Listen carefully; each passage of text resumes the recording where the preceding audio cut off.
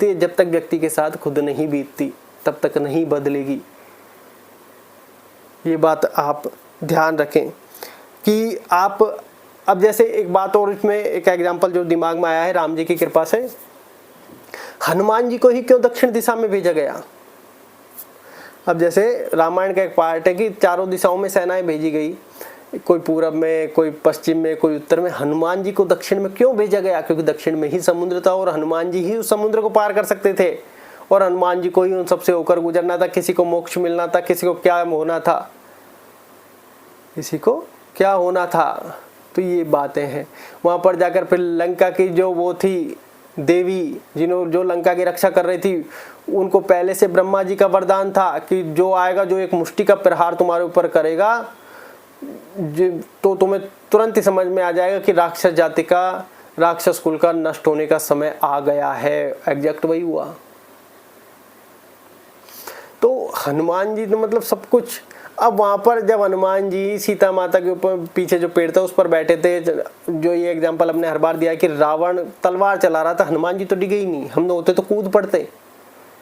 और फिर राम जी से आकर कहते प्रभु वहां मैं सही समय पर पहुंच गया, मैं नहीं होता तो क्या होता, बस यही तो फंस रहे हैं, मैं नहीं होता तो क्या होता। अरे तो हर व्यक्ति यहाँ पर एक निमित्त माध्यम मात्र है। फिर हनुमान जी पहाड़ लेने गए तो वहाँ काल नेमी के पीछे वो मगरमच्छ जो अप्सरा थी, उसको मोक्ष मिलना तो वो हनुमान जी द्वारा ही मिलना था।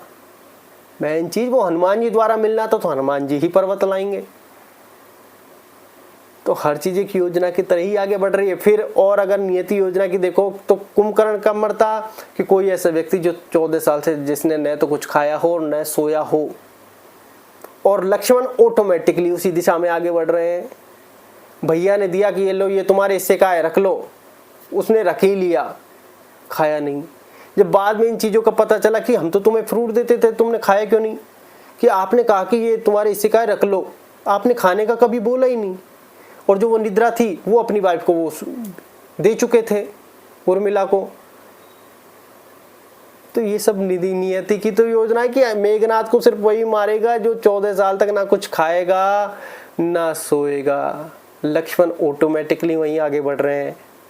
नियति और विधि के विधान से ही सब व्यक्ति आगे बढ़ रहे हैं। इसलिए तो जो है ठीक है, सब अच्छा है। ये बात आप ध्यान रखें कि नियति से बाहर तो कोई व्यक्ति जा ही नहीं सकता।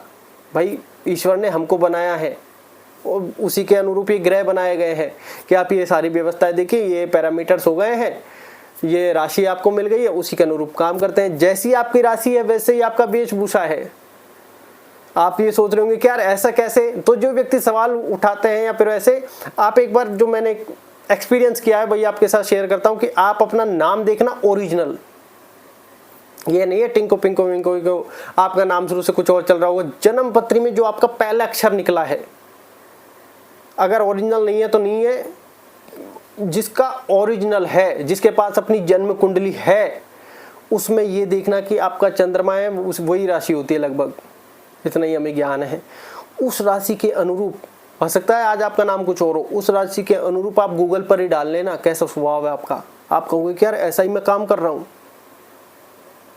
नियति का जवाब आपको अपने आप मिल जाएगा।